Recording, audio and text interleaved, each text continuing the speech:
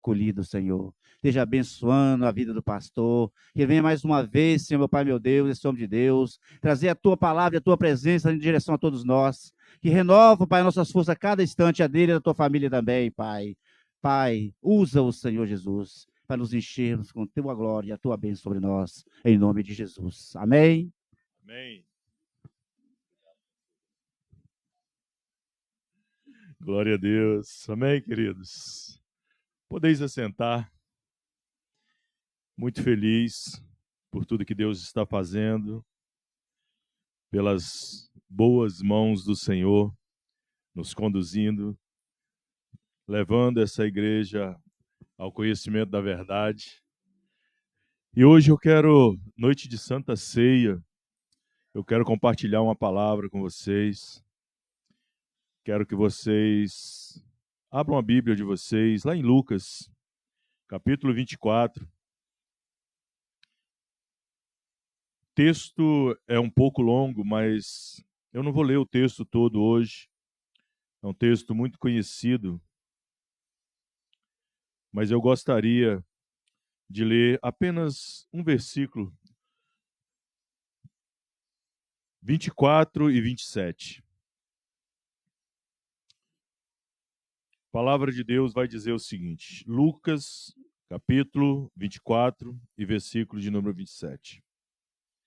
Então, começando por Moisés e por todos os profetas, explicou-lhes o que constava a respeito dele em todas as Escrituras. Amém? Apenas este versículo para a nossa meditação nessa noite. Esse texto é um texto pós-ressurreição. Jesus já havia ressuscitado. Os discípulos ainda estavam muito atordoados com tudo que estava acontecendo. A cabeça deles ainda não havia compreendido tudo que Jesus havia explicado para eles em vida.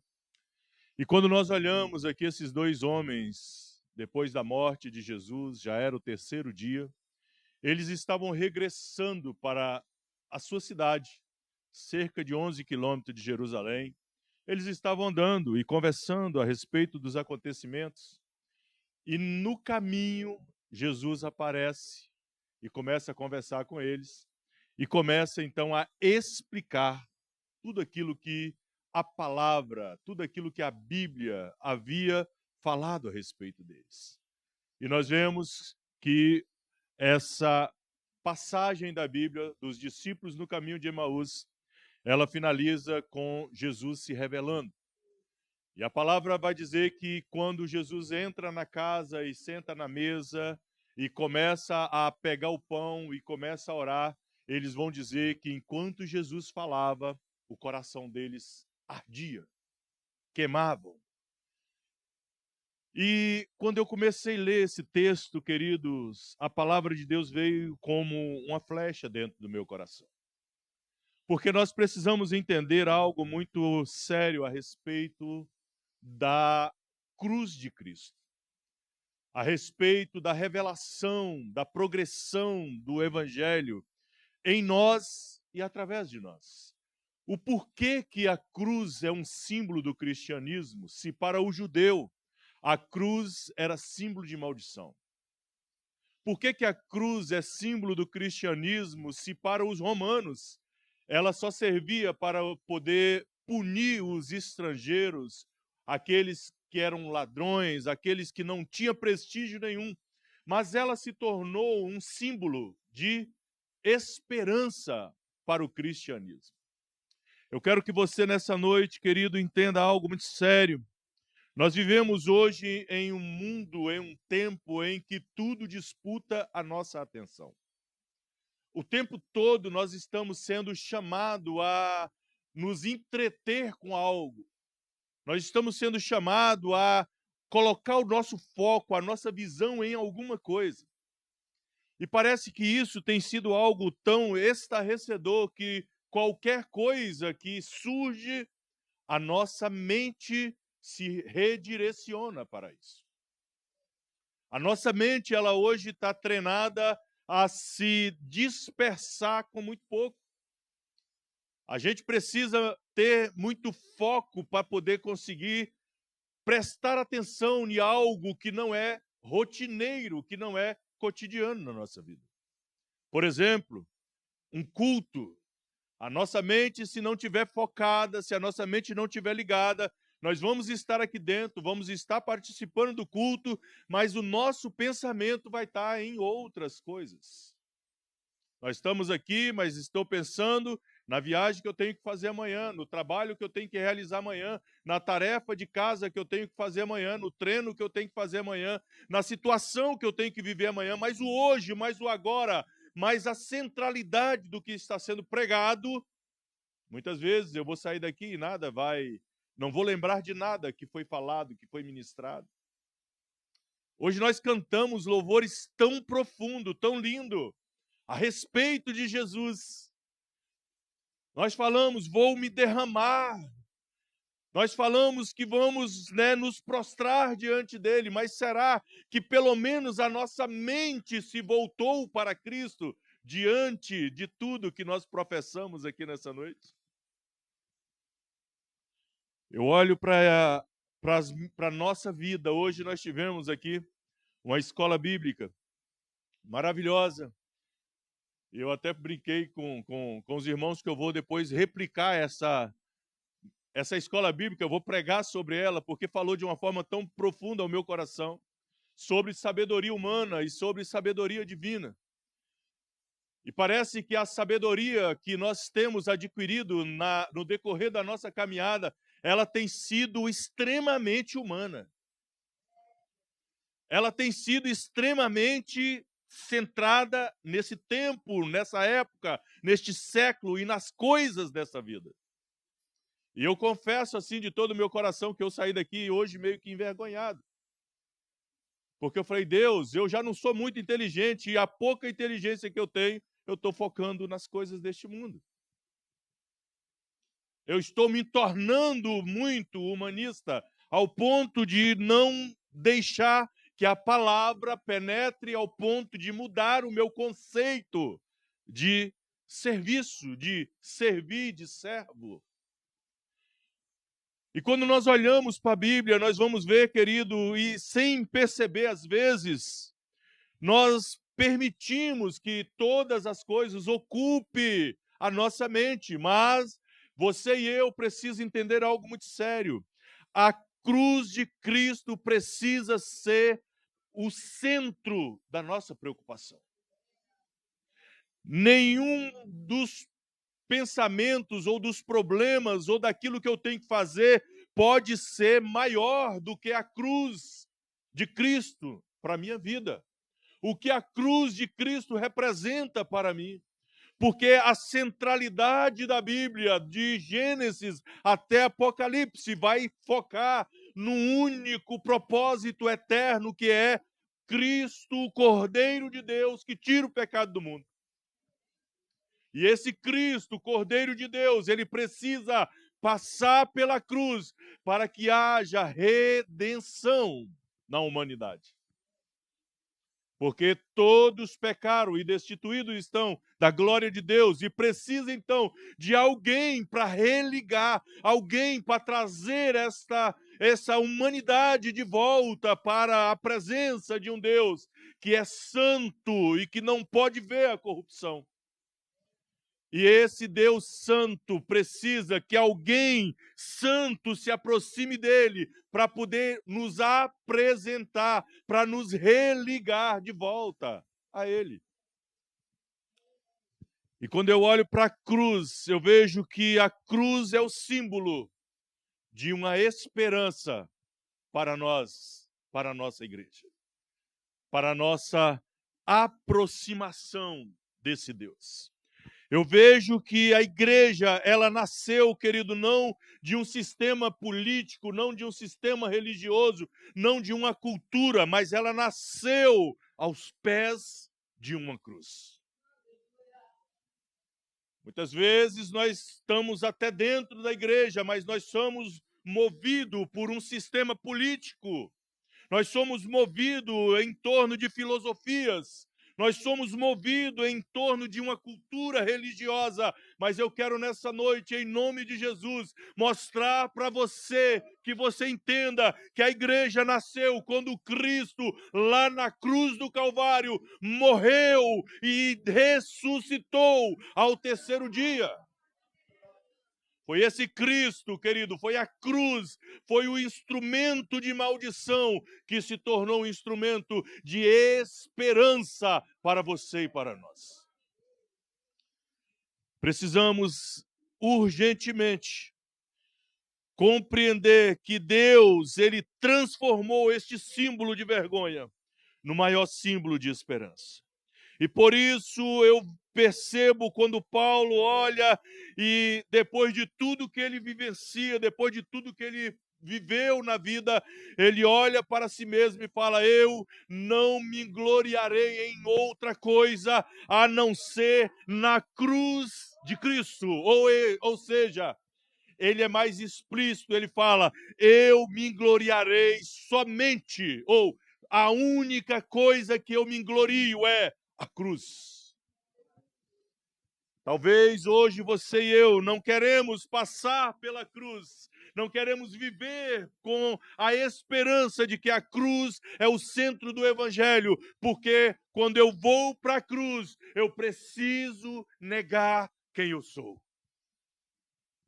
Quando eu vou para a cruz, eu preciso negar a minha vontade. Quando eu vou para a cruz, eu preciso negar os meus planos, os meus sonhos. Quando eu vou para a cruz, eu preciso compreender que aquele que é o maior de todos nós, ele foi o primeiro a passar pela cruz para nos garantir o direito, o acesso de encontrar um dia com Deus.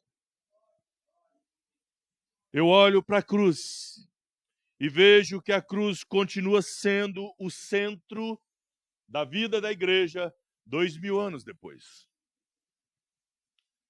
E toda vez que a igreja se afasta deste princípio, que afasta desta verdade, ela se perde na caminhada. Toda vez que a igreja se afasta da cruz de Cristo, ela perde a centralidade de quem ela foi chamada para ser. É por isso que quando nós começamos a pregar na igreja e começamos a pregar filosofias, começamos a pregar humanismo, começamos a pregar apenas as bênçãos de Deus, apenas os milagres de Deus, apenas aquilo que Deus pode fazer, nós perdemos a centralidade de quem é Cristo. Porque se buscamos apenas nesta vida aquilo que Deus pode oferecer, nós somos os mais miseráveis dos homens. Se buscamos apenas o favor de Deus, nós já encontramos a eternidade na terra e aqui será o nosso destino final. Por isso, amados, a cruz sempre esteve no plano de Deus. E é algo impressionante, porque nós vamos ver isso de uma forma muito séria. A cruz nunca foi uma reação divina ao pecado. Porque às vezes nós até pensamos nisso, que a cruz foi a reação de Deus para que o pecado fosse apagado. Não foi isso. Essa cruz fazia parte do propósito eterno de Deus.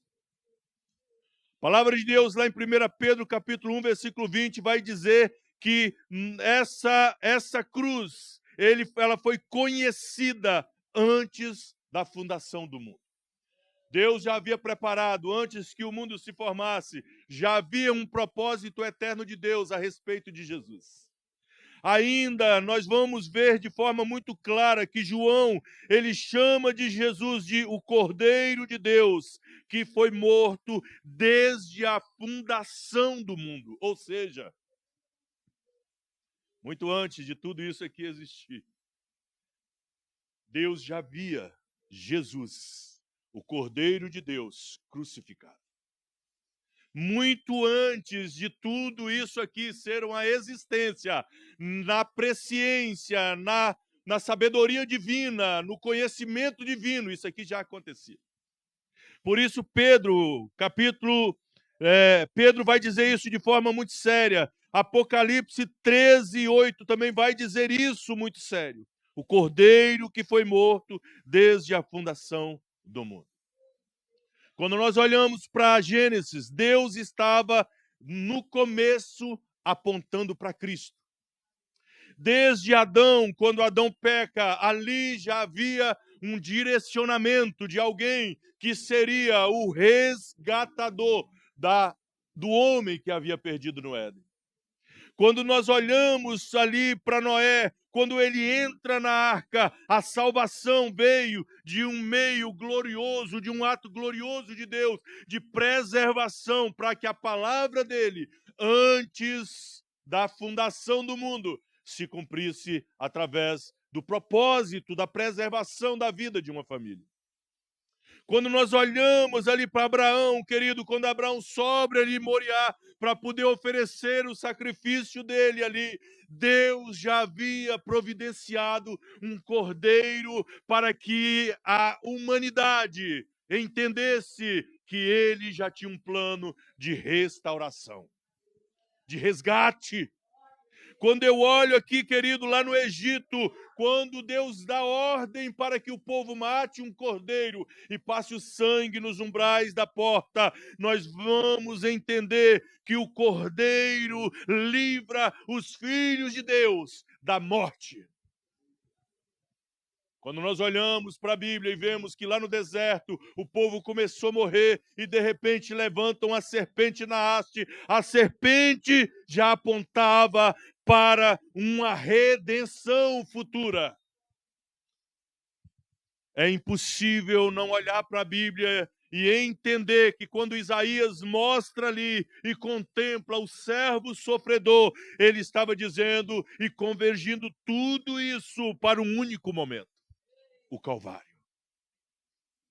Para um único momento, o Cristo levantado na cruz. O próprio Cristo, ele se pronuncia e ele cita Isaías e ele fala: eu serei contado com os transgressores. Aquele que não tinha pecado, aquele que não pecou, aquele que não conheceu o mal, ele foi contado com os transgressores. A cruz nos direciona. A cruz nos mostra, por isso que você e eu precisamos entender algo muito sério. A cruz sempre esteve no centro do plano de Deus. Eu preciso ir além, querido, e compreender algo muito sério. A cruz é o eixo da revelação de Deus para a humanidade. E algo que me chama muita atenção é que quem lê a Bíblia sem enxergar a centralidade de Cristo, apenas conhece a história. Quem lê a Bíblia apenas para poder conhecer, apenas para poder ser mais inteligente, essa pessoa de fato só vai conhecer a história. Mas quem lê a Bíblia e enxerga o Cristo crucificado, morto e ressuscitado, ele encontra vida. Ele encontra sentido, ele encontra aquilo que faz a vida dele se tornar algo interessante. Por isso eu vejo ainda que a cruz foi também o centro da missão de Jesus. Jesus nunca foi surpreendido pela cruz, e isso é algo que a gente precisa compreender de forma muito séria. Em João 6:38, Jesus declara: desci do céu, não para fazer a minha vontade, mas a vontade daquele que me enviou. Ou seja, se ele desde a fundação, antes da fundação, ele já sabia do plano, agora ele era o plano em execução. E agora ele vai e diz para os seus discípulos: eu desci do céu, não para fazer a minha vontade, mas a vontade daquele que me enviou. Ainda em João capítulo 10, ele vai dizer: ninguém tira a minha vida de mim, eu espontaneamente entrego. Ou seja, Jesus não foi surpreendido pela cruz, Jesus não foi surpreendido pelo sofrimento, não, querido. Ele veio para este propósito. E quando nós olhamos para isso, não há como nós fugirmos da cruz de Cristo. Não há como nós nos esquivarmos daquilo que a cruz representa para cada um de nós. A cruz de Cristo mostra que ele não foi vítima, ele foi oferta. Você entende isso? Ele não foi vítima, ele foi a oferta, o sacrifício que me religou a Deus, que te religou a Deus, que te deu o direito de ser chamado novamente de filho de Deus. Ele foi a oferta que Deus exigiu para que hoje você e eu pudéssemos se tornar herdeiro e co-herdeiro das coisas espirituais. Ele foi a oferta que foi oferecido para Deus, para que hoje você e eu pudéssemos estar aqui em liberdade para poder lembrar da morte e ressurreição dele e proclamar que ele vai voltar um dia. Esse é o Cristo que você e eu serve. Esta é a representação da cruz para você e para mim. Quando nós vemos isso, querido, Jesus ele vai responder para os seus discípulos quando Pedro tenta impedir ele de passar pelo seu momento. Ele fala: Pedro, para isso eu vim. Convicção, querido, de quem ele era, o que ele estava fazendo, o propósito pelo qual ele veio. E eu quero que nós venhamos refletir em algo nessa noite. Você entende o porquê você está aqui? Você entende o porquê que Deus te chamou e te separou? Você entende o plano de Deus para a sua vida? Você entende o propósito pelo qual Deus está querendo te conduzir, querido? Você entende que quando as coisas começam a ficar difíceis, você tenta fugir, você tenta se esquivar, você tenta sair fora, você percebe que você está fugindo de algo inevitável? Você percebe que você não ainda compreendeu o porquê você veio, o porquê você foi chamado. Jesus falou assim: olha, eu sei, Pedro, por que eu vim. Talvez o que nos falta nesse tempo de tantas distrações é convicção de quem nós somos e para onde estamos indo. É a convicção de quem é o Deus que nós servimos e o porquê que nós estamos servindo a esse Deus. Pedro poderia talvez inventar mil e outras perguntas para Deus, mas diante de uma resposta assertiva de Deus que penetra o nosso coração, ele nos silencia. As outras coisas passam a não ter sentido. As outras coisas passam a não fazer sentido. Ao ponto de quando Deus se revela para eles, eles olham e Jesus então pergunta a eles: e vocês, o que vocês querem? Ele vai dizer: Senhor, para onde nós iremos? Se somente o Senhor tem a direção, tem a palavra de vida eterna. Talvez o que nós precisamos compreender através da cruz de Cristo é: querido, vai chegar um momento na minha vida, na sua vida, que nós não teremos para onde ir, porque Cristo é tudo em todas as coisas que preenche todas as nossas intenções. Eu vejo de forma muito clara, nada acontece por acaso, nada aconteceu por acaso na vida de Jesus, querido. Nenhuma das chicotadas, nenhum do espinho ou do cravo, cada prego, cada gota de sangue tinha um propósito na vida de Jesus. Tudo fazia parte do plano de redenção. Algo tão grandioso precisa de um sacrifício. E talvez seja isso que nós ainda não entendemos, querido, sabe? Nós não queremos sacrificar nada. Nós não queremos sacrificar nem o nosso tempo. Nós não queremos sacrificar o nosso bem-estar.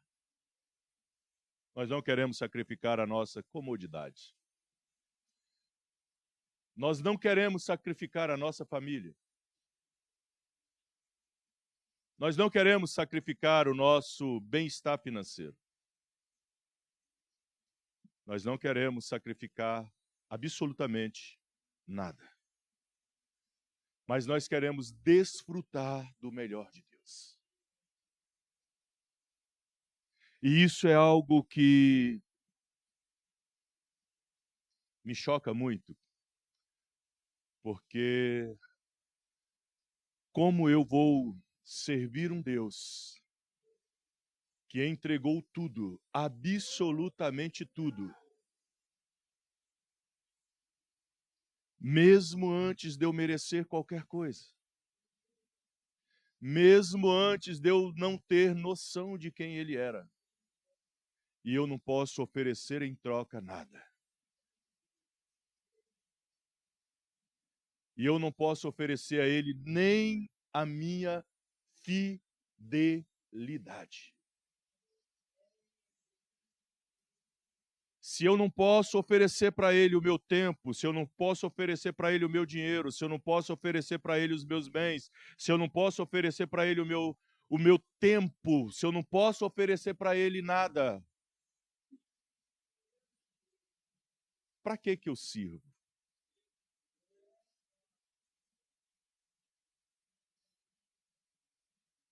Você entende, querido? Talvez nessa noite é uma noite de nós pensarmos quem é Cristo para nós. O que Cristo significa para nós? Apenas um símbolo? Apenas alguém que nós, quando precisamos, vamos lá e clamamos por Ele para uma resposta, para alguma coisa? Ou Ele é Senhor das nossas vidas? Ou Ele é dono absoluto das nossas vidas? Talvez essa seja uma noite que nós precisamos refletir muito seriamente sobre isso. Sabe? Eu fico pensando, nós como pais, nós saímos e trabalhamos e dedicamos a nossa vida em cuidar da nossa casa, da nossa família, dos nossos filhos, esposa. Imagine quando nós chegamos em casa, se eles não nos dão atenção, se eles não olham para nós, se eles não valorizam a nossa presença, se eles não valorizam o tempo que nós gastamos fora arduamente para cuidar deles. Como ficaria o nosso coração? Se eles não querem gastar um tempo para poder falar conosco, como ficaria o nosso coração? Talvez a gente precisa refletir como Deus, o nosso Pai,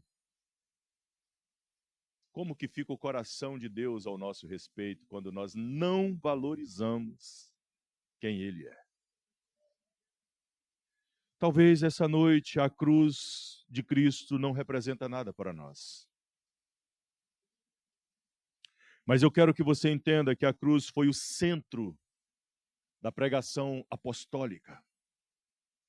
Os apóstolos viveram de forma tão intensa na pregação do evangelho e da cruz de Cristo, que Pedro, quando foi morrer, ele não aceitou morrer como Jesus morreu.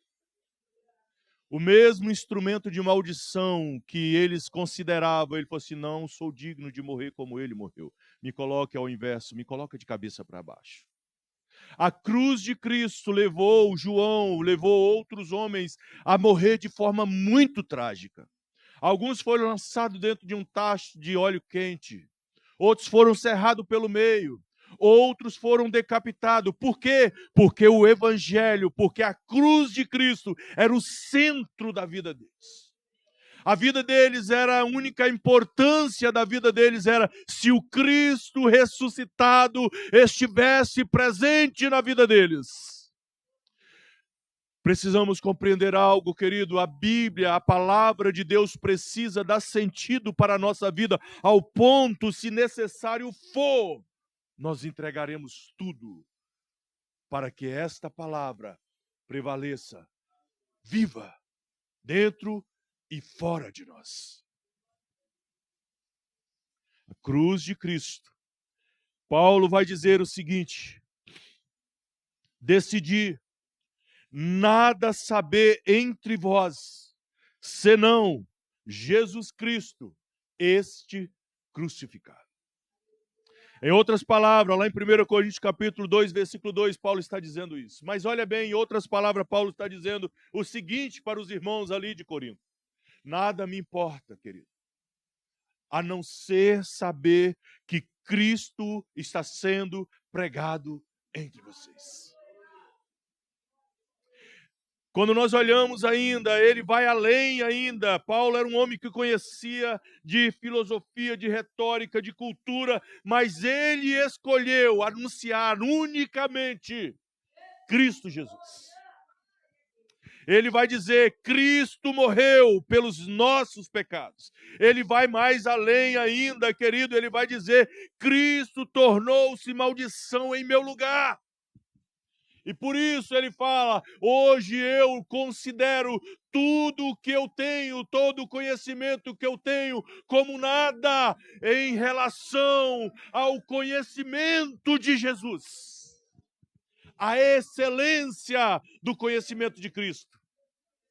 Ou seja, querido, quando nós conhecemos Jesus, todas as outras coisas passam a não ter sentido, a não valer nada, a não preencher lacunas dentro de nós. Isso é Jesus. É o que a cruz de Cristo representa para você e para mim, querido. Se não representa, deveria representar para nós. João, quando ele já estava idoso, ele recebe uma visão gloriosa de Deus e ele vai olhar o Cristo exaltado. E quando ele olha para isso, ele vai dizer: aquele que foi morto, mas vive eternamente. Ou seja, o Cristo morreu, mas ele está vivo e eternamente ele continuará vivo. Oh, aleluia! Oh, aleluia! Jesus precisa mover o nosso coração, querido. Jesus precisa gerar em mim e em você fruto digno de arrependimento.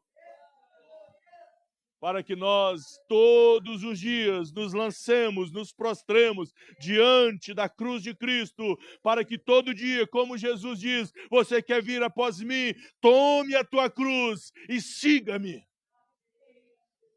Talvez a sua cruz seja mais leve do que a minha, talvez a minha seja mais leve do que a sua, mas existe uma cruz que você precisa pegar. Existe uma cruz que você precisa carregar. Existe uma cruz que não tem como passar ela para outra pessoa. Se você quer vir após mim, tome a sua cruz. E é esta cruz nessa noite que nós estamos aqui, querido, de forma muito séria, apresentando para você. A cruz deve continuar sendo o centro da igreja. Quando nós olhamos para isso, nós vemos que nós vivemos um tempo onde a religião é mais importante do que a cruz. Nós vivemos um tempo onde a liturgia é mais importante do que a cruz. Nós vivemos um tempo onde a oratória, a retórica, ela é muito mais importante do que a centralidade de quem Jesus é.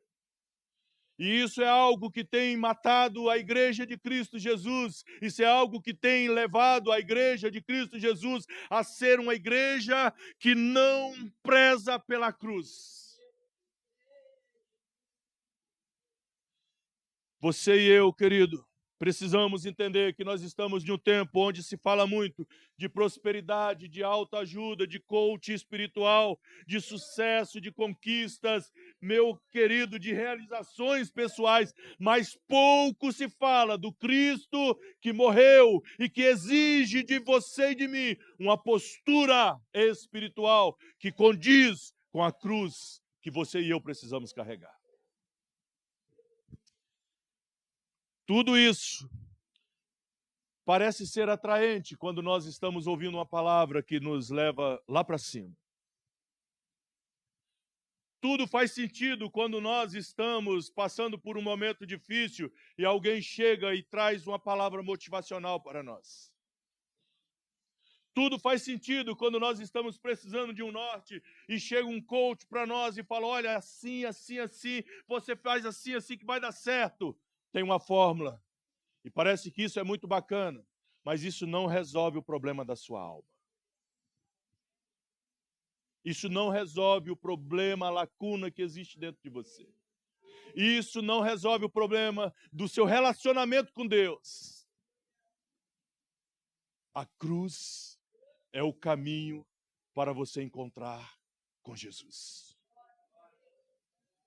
A cruz é o meio para você chegar ao céu. Nenhuma dessas questões que nós estamos falando venceu a morte, mas a cruz venceu a morte. A cruz não paralisou Jesus, a cruz não destruiu Jesus, a cruz não paralisou o Evangelho, ao contrário, a cruz se tornou algo que as pessoas levantam a bandeira e falam, ele não mais está aqui, ele ressuscitou, ele vive eternamente, aleluia, aleluia. É esse Jesus que você e eu, querido, precisamos olhar. É esse Jesus que o autor lá de Hebreus, capítulo 12, versículo 2, vai dizer, olha firmemente para Jesus. E eu quero nessa noite que você olhe firmemente para Jesus, meu irmão. Eu até gostaria muito que eu fosse o maior dos motivadores de falar, olha para mim, seja como eu. Não, querido, eu sou muito falho ainda. Eu ainda não alcancei a estatura que eu deveria chegar. Eu ainda não cheguei no lugar espiritual que Deus quer me levar. Eu ainda não sou mais referência para poder chegar para você e falar, seja como eu. Mas eu quero te dizer uma coisa, eu olho para o alto, eu olho para o Cristo e continuo seguindo, e continuo mortificando, e continuo trilhando, para que um dia eu possa ser semelhante a Ele. Talvez seja isso, querido, que nós precisamos fazer todo dia, olhando para Cristo. Quando a igreja ela perde a centralidade da cruz, o homem ocupa o lugar do centro. E é isso que me deixa angustiado, sabe? Porque se nós perdemos a centralidade da cruz, nós começamos a ocupar o lugar que Jesus deveria. Quando Cristo deixa de ser suficiente, o Evangelho perde a sua beleza. Entende? Quando Cristo deixa de ser aquele que preenche todas as lacunas, o Evangelho, ele perde essa beleza. E aí nós começamos a achar mil e umas notícias, motivos para não aceitar o Evangelho. E como nós olhamos, querido, no tempo que nós estamos vivendo, e eu vejo pastores tão inteligentes, tão sábios, pastores que eu amava ouvi-los, pastores que me instruiu tanto na palavra, admitindo que a Bíblia precisa ser revisada, admitindo que a Bíblia, ela ultrapassou. E sabe, amado, como que isso entristece o nosso coração, sabe? Como que isso nos mostra que estamos vivendo tempos tão sombrios, que se nós não permanecer crendo, olhando para a cruz diariamente para poder saber quem é Deus, olhando para a cruz diariamente para saber quem nós éramos, porque nós éramos muito, mas muito, mas muito pecadores. Querido, não podemos esquecer de onde Deus nos tirou, sabe? Não podemos esquecer o preço que foi para eu ser redimido. Não podemos esquecer, querido, quem governa a nossa vida, nem um minuto sequer. Não podemos, querido, sabe? Porque o mundo, ele está dominado de uma forma tão profunda que a nossa mente tem se distraído tanto que nós achamos que tudo que está acontecendo é muito normal. Mas eu quero nessa noite concluir essa palavra. Dizer para você que a história da igreja mostra que os maiores avivamentos, ele não aconteceu quando pessoas inovaram. Quando a igreja começou a inventar um monte de coisa. Os maiores avivamentos não aconteceram com coach, com tutoriais, com... Não. Os maiores avivamentos aconteceram com 2, 3, 4, 5 pessoas orando.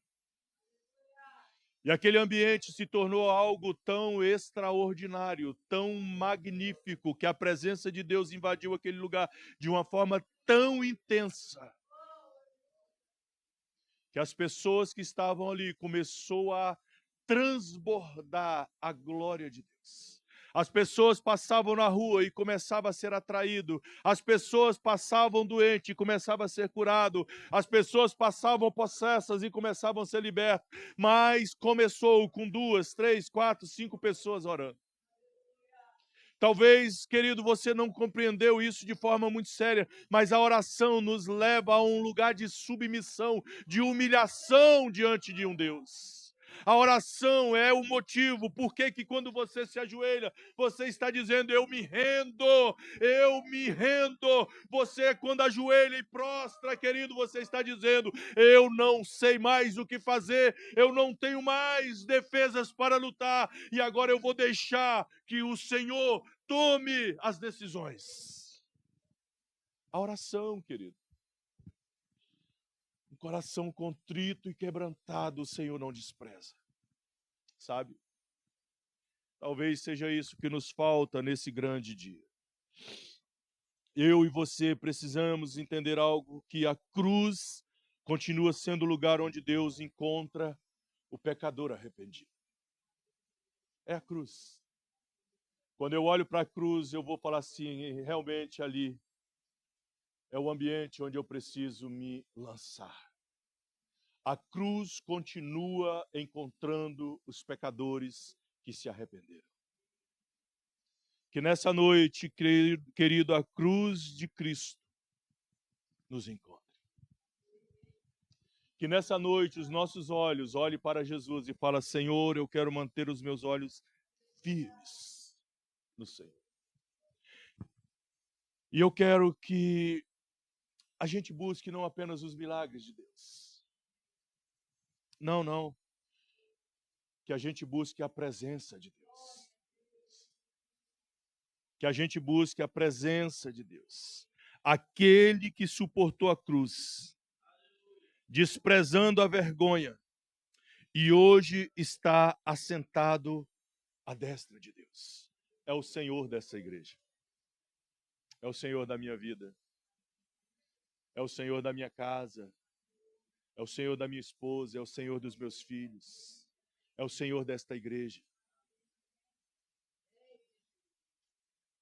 É esse Jesus que morreu e que redimiu a minha vida, sabe? É esse Jesus que morreu e redimiu a sua casa, que mudou a sua história, que sarou a sua vida. É esse Jesus que nós estamos aqui nessa noite reunidos para poder celebrar. Eu quero, querido, que você compreenda algo muito sério. Eu gostei, assim, quando eu estava ministrando essa palavra, me lembrei de Pedro. Pedro foi alguém que foi intenso na sua vida com Jesus. Mas chegou um momento que Pedro seguiu Jesus de longe. E exatamente quando Pedro segue Jesus de longe, Pedro tem a oportunidade de negar Jesus. Se nós seguirmos Jesus de longe, inevitavelmente negaremos Jesus. Sabe? Se nós seguirmos Jesus de longe, inevitavelmente Mas se nós seguimos Jesus de perto, chegaremos ao entendimento que, se necessário for, nós morreremos por Jesus. E aí eu quero que você entenda o que Paulo fala: não mais vivo eu, estou morto para o mundo, mas agora Cristo vive em mim. Que Cristo possa viver em você. Que Cristo possa ser o centro da sua vida. Que Cristo possa ser a essência de tudo que você é. E diante disso, eu quero orar por você nessa noite, querido. Eu sei que é uma noite de Santa Ceia, mas eu quero que você entenda o que foi ministrado aqui nessa noite. Eu quero que você fique de pé aí no seu lugar. A gente já sentou e levantou muito hoje, mas ainda há fôlego, né? Nesses pulmões. Oh, aleluias. Oh, aleluias.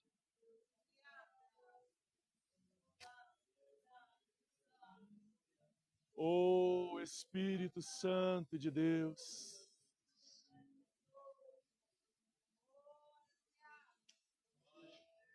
Oh, aleluias. Comece a falar com Ele nessa noite, meu irmão.